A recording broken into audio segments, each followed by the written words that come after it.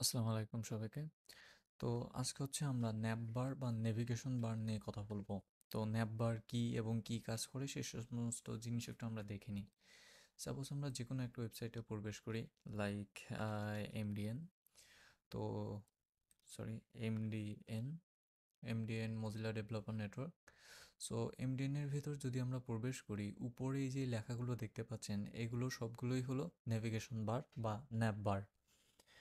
তো ন্যাপবার মূলত হচ্ছে নেভিগেশন, যেটা ওয়েবসাইটের কোনো পথ বা ওয়েবসাইটে কী কী আছে সেই সমস্ত কিছু লিস্ট একটা নির্দিষ্ট জায়গায় দেখায়। তো আমি যদি একটু ইন্সপেক্ট করে দেখি, তো আমাদের টোটাল, তো এখানে দেখতে পাচ্ছেন যে একটা ডিভ আছে, ডিভের ভিতর কিছু লিঙ্ক আছে এবং ক্লাস আছে, এবং ক্লাসের ভিতরে এখানে দেখতে পাচ্ছেন যে একটা ক্লাস এখানে টপ নেভিগেশন মেইন, অর্থাৎ এটা হচ্ছে নেভিগেশন বার অর্থাৎ ন্যাপ বার, যেটা আমি প্রথমেই বলছি। এবং পুরো জিনিসটাই দেখেন হেডার নামে একটা এসটিএমএল কন্টেইনারের মধ্যে আছে, ঠিক আছে? তো এসটিএমএলের ভিতরে আরও বেশ কিছু জিনিস আছে, যেমন আমরা যদি হেডার দেখি, হেডারের পর আছে ফুটার, তারপর মাঝখানে আছে মেইন, সাইডবার আছে। তো এইগুলো আসলে HTML5-এর কনসেপ্ট। তো এই জিনিসগুলো হচ্ছে আমরা ভবিষ্যতে কোর্স যখন সামনে আগাবে তখন আস্তে আস্তে আমরা আরও দেখবো। তো যেমন দেখেন যে এই হচ্ছে মেইনের যদি ইন্ডিকেট করি তাহলে পুরো ওয়েবসাইটের ভিতর দেখাচ্ছে। সো ফুটার হচ্ছে একদম লাস্টের এইটুকু, অর্থাৎ ফুটারটুকুকে যদি আমি ধরি তাহলে শুধুমাত্র লাস্টের এইটুকু দেখাবে। সো যেটা বলতেছিলাম যে এখানে আসলে এই যে লিঙ্ক দেখতে পাচ্ছেন, এর ভিতর দেখেন এসবিজি আছে, এসবিজি পাথ এটা, ঠিক আছে? তো এরপর হচ্ছে বাটন। তো সব কিছুরই আসলে নির্দিষ্ট একটা লিমিটেশন বা দিক আছে, যেগুলোর উপর ভিত্তি করে আমরা কাজ করে থাকি।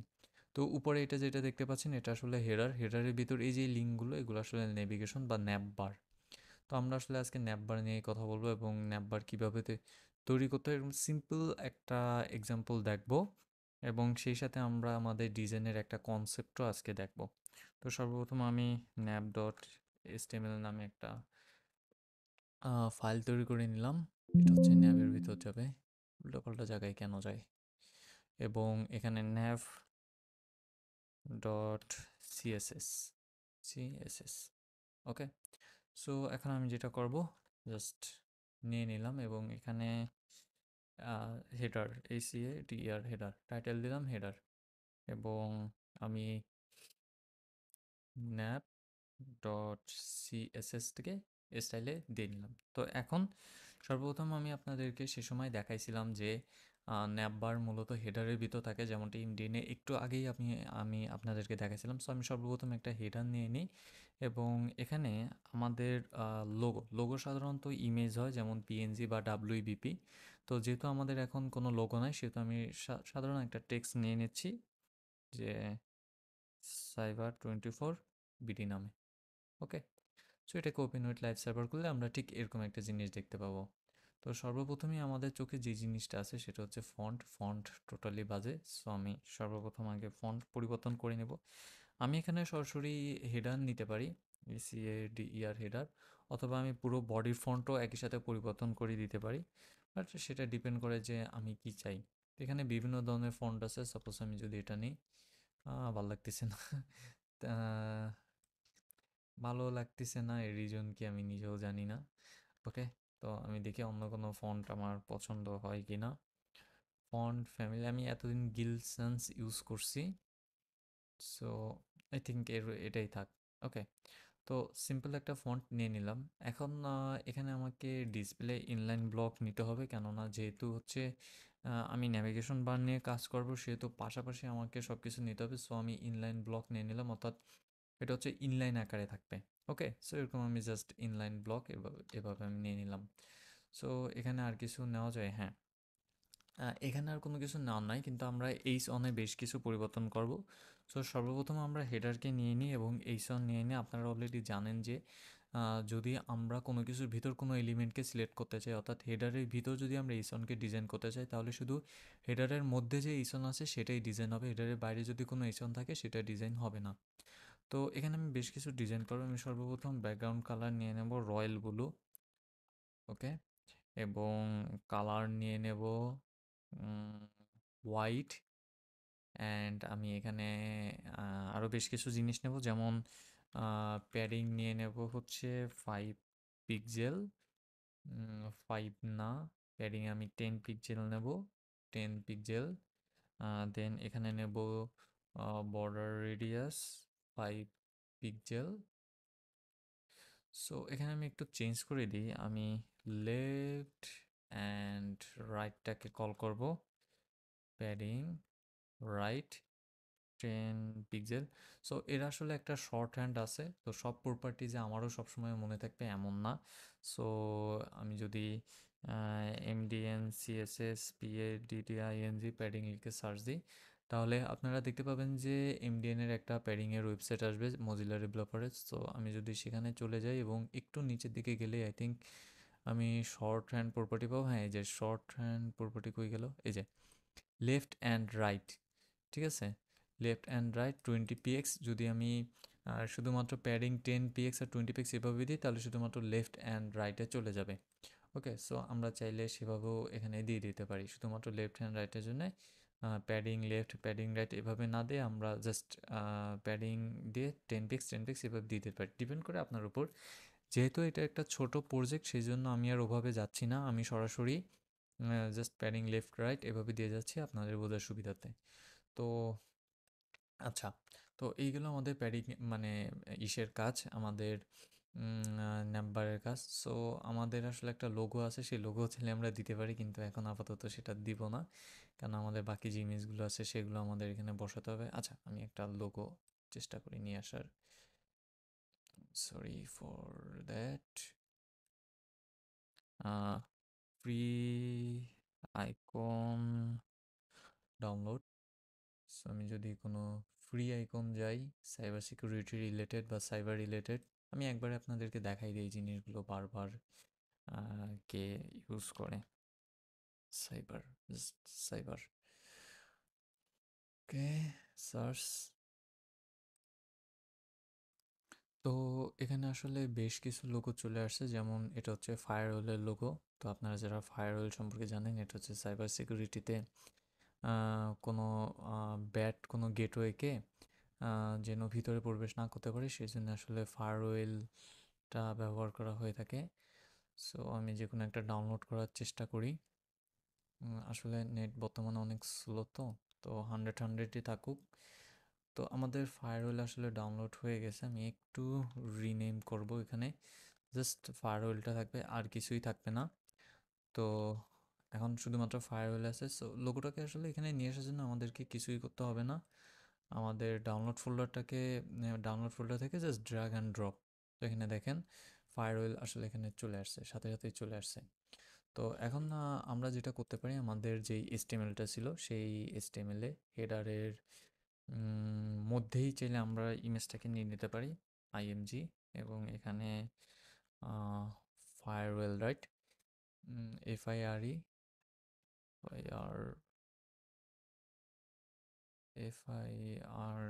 এফআইআরইডাব্লিউ double L dot PNG. Okay, তো I think farewell dot PNG এখানে চলে আসছে, বাট সাইজ হচ্ছে অনেক বড়। তো এটাকে আমরা এখন কন্ট্রোল করব সিএসএস এর মাধ্যমে। তো এখন এই ইমেজটা আসলে কোথায় ছিল, আমাদের হেডার ছিল, এইসন ছিল, এর ভিতর ছিল আমাদের ইমেজ, রাইট? তো আইএমজি, তো এটাকে সিলেক্ট করলাম এবং হাইট দিয়ে দিলাম যে 20 পিক্সেল, অ্যান্ড ডাব্লুআই উইথ দিয়ে দিলাম 20 পিক্সেল। তো এটা একটু বেশি ছোট হয়ে গেছে, তো এখন আমরা এটাকে আরেকটু বড় করে দিই, সাপোজ 30 কি 40, হ্যাঁ 40 দিলে আই থিঙ্ক ঠিক আছে।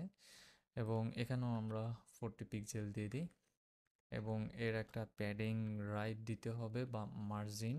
তো আপাতত প্যাডিং রাইট দিই 5 পিক্সেল।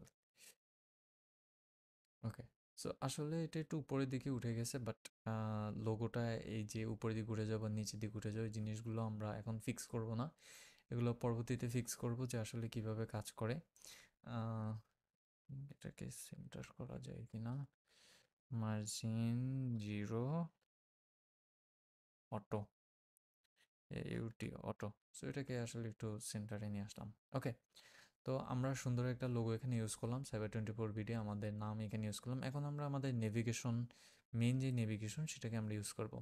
তো আমরা সব কিছুই আসলে হেডারের মধ্যেই করব, এটা আসলে প্রথমেই বলে নিয়েছিলাম, কেননা হেডারের মধ্যেই তো আমাদের করতে হবে, তাই না? তো নেভিগেশনের জন্য HTML একটা প্রপার্টি হচ্ছে ন্যাভ।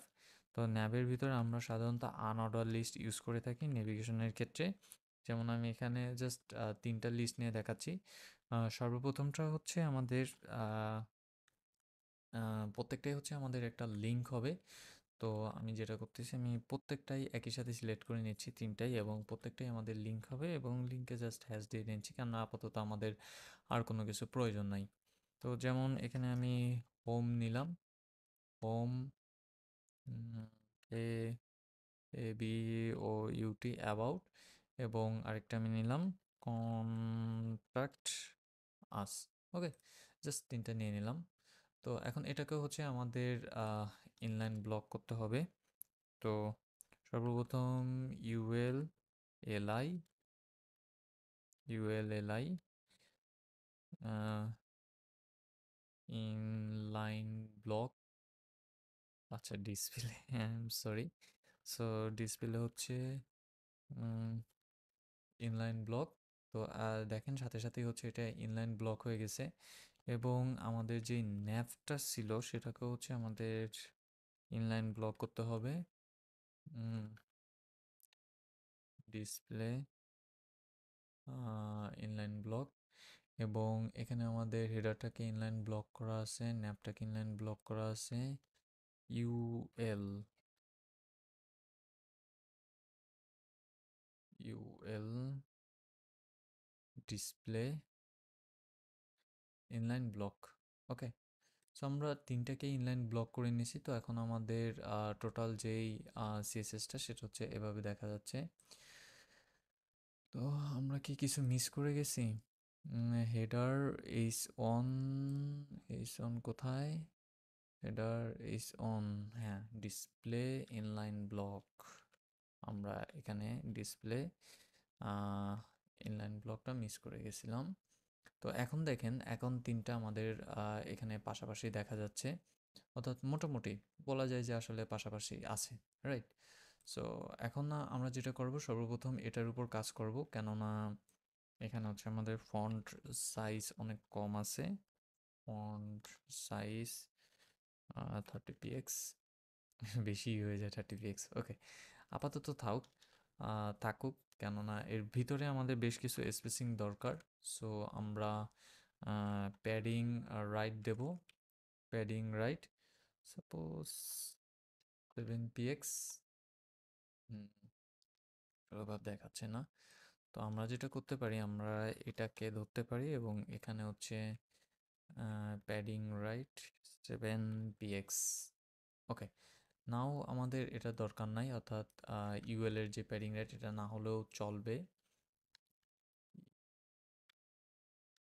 আচ্ছা, থাকুক, যদি এখানে 17 px দিই তাহলে আর একটু ভালো দেখা যায়, এবং এটা কেউ না দিলেই হচ্ছে। ওকে, সো এর ভিতরে আমরা যেটা করব, আমরা সর্বপ্রথম টেক্সট ডেকোরেশন নান করে দেবো, কেননা দেখেন নিচে আমাদের যেই দাগটা ছিল সেটা আসলে ভালো দেখাচ্ছিল না। সো টেক্সট ডেকোরেশন সর্বপ্রথম আমরা নান করে দিই। এখানে কালারটাও আমরা পরিবর্তন করে দিই, কালারটাও আমরা ব্ল্যাক নিয়ে আসি, কেননা ব্ল্যাক হবে না, একটু গ্রে টাইপের হবে, এবং এখান থেকে একটু ডিপ গ্রে বা এই টাইপের হবে। হ্যাঁ, এটা ঠিক আছে। ওকে, সো এবং একে যখন হোভার করা হবে তখন কি হবে? হোভার, ওকে। সো একে যখন হোভার করা হবে তখন আসলে টেক্সট ডেকোরেশনটা আসবে। টেক্সট ডেকোরেশন এখন হচ্ছে আন্ডারলাইন, যখন হোভার করা হবে তখনই টেক্সট ডেকোরেশন আন্ডারলাইন হবে। ইভেন কালারও চেঞ্জ হয়ে যাবে, কালার দেখা গেলো যে ব্লু হয়ে যাবে। সো ওকে, মোটামুটি ঠিক আছে।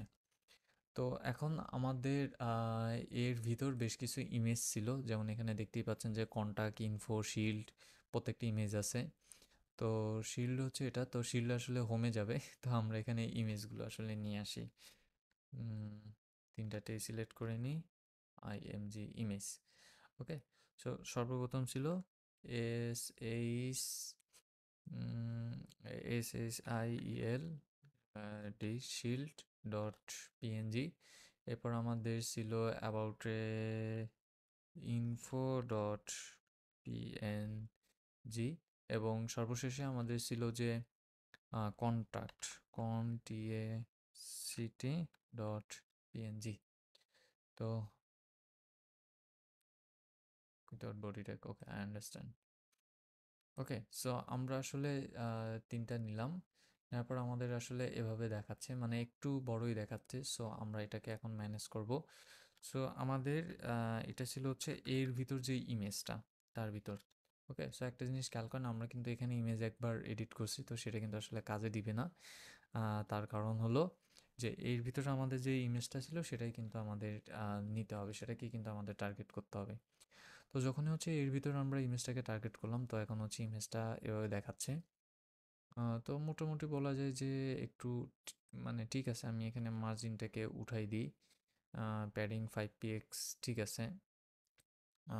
5px আসলে এভাবে হবে না, উপরেও 5px নিয়ে গেছে।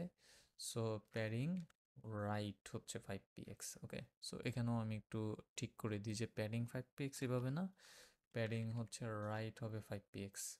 ওকে, তো এখন যদি আমি বড় করি তাহলে আমাদের যেই ন্যাভিগেশনটা সেটা আসলে এরকম দেখা যাচ্ছে। তবে এখানে আসলে বেশ কিছু সমস্যা আছে, যেমন দেখেন যে আমরা যদি আমাদের ন্যাভিগেশনটাকে ধরি, অর্থাৎ ম্যাপটাকে ধরি, তাহলে এর লেফট সাইডে, অর্থাৎ এর বাম দিকে একটা প্যাডিং দেখা যাচ্ছে। তো এই প্যাডিংটাকেও চাইলে আমরা কন্ট্রোল করতে পারি আমাদের মতো করে। তো এই প্যাডিংটাকে আসলে বিভিন্নভাবে কন্ট্রোল করা যায়। এছাড়াও দেখেন উপরে একটা ফাঁকা জায়গা আছে, যেমন আমরা যদি হেডারটাকে ধরি, দেখেন উপরে একটা ফাঁকা জায়গা এখানে দেখা যাচ্ছে। তো আমরা চাইলে সেটাকেও কিন্তু নিজেদের মতো করে কন্ট্রোল করতে পারি। Well display block,